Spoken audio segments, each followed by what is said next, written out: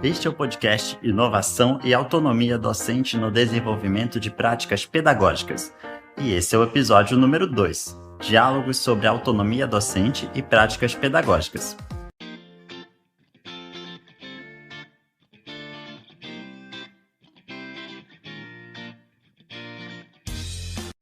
Olá, amigo docente! Iniciamos aqui o segundo episódio do podcast Inovação e Autonomia Docente no Desenvolvimento de Práticas Pedagógicas. Seja muito bem-vindo e muito bem-vinda!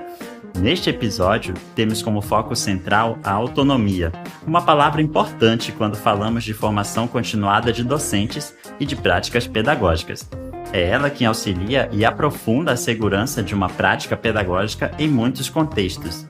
Em nosso primeiro episódio, começamos o diálogo sobre a formação continuada, entendendo que ela é uma conquista histórica e que pode assumir características que se aproximem da realidade dos docentes, ou seja, entrem em diálogo com uma necessidade real de um determinado contexto.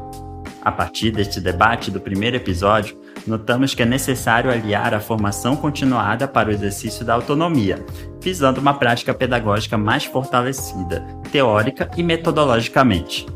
A autonomia em contexto de prática pedagógica pode ser um pouco complexo de debater, pois a construção do ambiente escolar é formada por situações externas, que envolvem situações políticas, culturais, sociais e econômicas.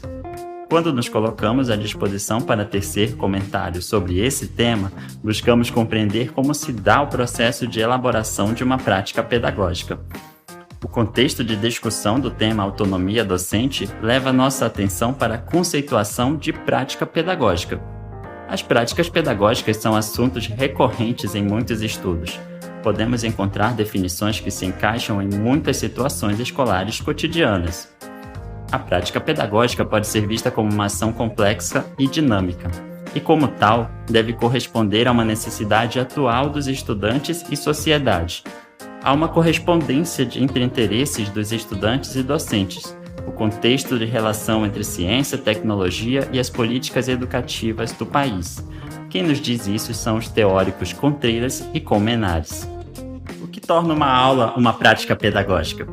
Para Franco, ela só se caracteriza como uma prática pedagógica se está organizada em torno de intencionalidades, reflexão contínua e se essa prática tem sentido com a intenção proposta. As práticas pedagógicas são expressões de cada momento e das circunstâncias que a cercam. Redirecionadas de acordo com o processo, o professor pode ou não se exercitar pedagogicamente dentro de suas práticas. Nem toda prática docente pode ser uma prática pedagógica. A importância de falar da autonomia dos docentes e sua relação com as práticas pedagógicas provém do debate da relação da escola com a sociedade, pois a construção de um significado da autonomia profissional passa necessariamente por esse diálogo. A partir de agora, vamos pensar sobre a autonomia e entender como a sua compreensão pode ser importante para que as práticas possam ser alicerçadas no seu conceito.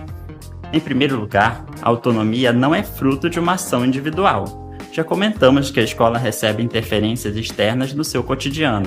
Assim, além de estar ligado nessas questões, podemos e por vezes devemos exercer autonomia em diálogo com os estudantes e colegas de trabalho, através de práticas pedagógicas dialógicas e coletivas. Afinal, cada um pode contribuir com suas múltiplas inteligências para o sucesso coletivo, não é mesmo? Tal como Ferreira pontua, pensamos que ser autônomo na sua profissão envolve esse estabelecimento de relações criativas e significativas entre a sua ação e pensamentos nos atos realizados na sala de aula, podendo revelar aprendizados marcantes e significativos, tanto para o profissional como para o público que atende. Em nossa conversa até aqui, percebemos que uma das características essenciais da prática pedagógica alicerçada na autonomia é seu forte caráter social.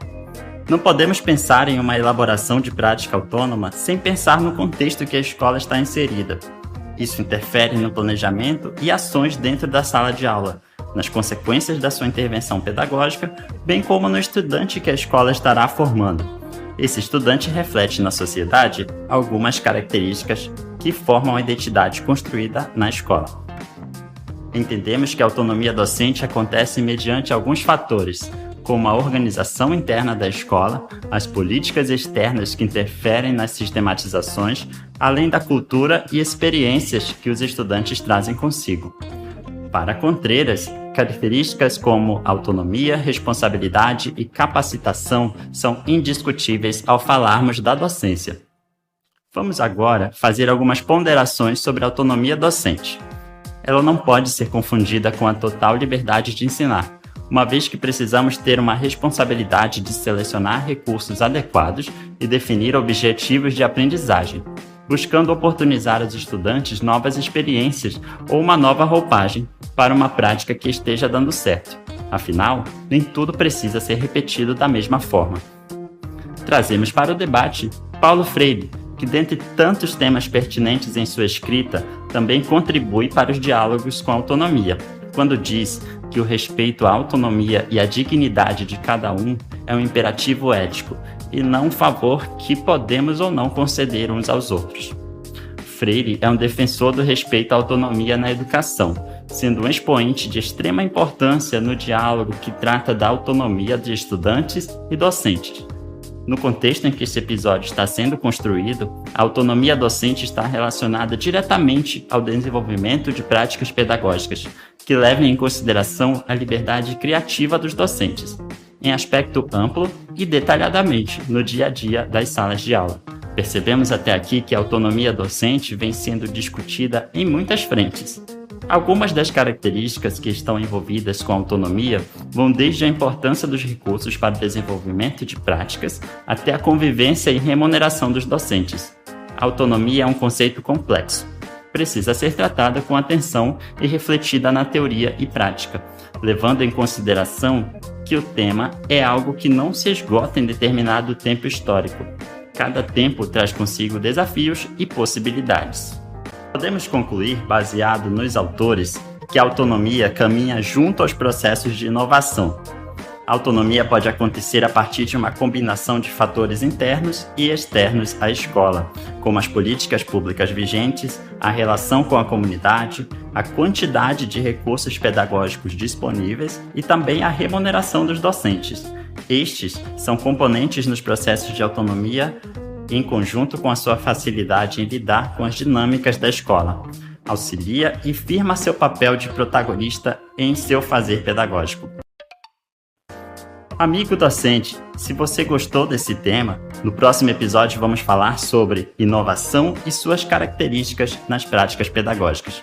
Lembramos que os referenciais teóricos citados neste episódio estão disponíveis na descrição do podcast. Interaja conosco via internet, passe seu feedback no e-mail que também está na descrição do podcast. Ficaremos felizes com a sua devolutiva sobre esse tema. Até o nosso terceiro episódio.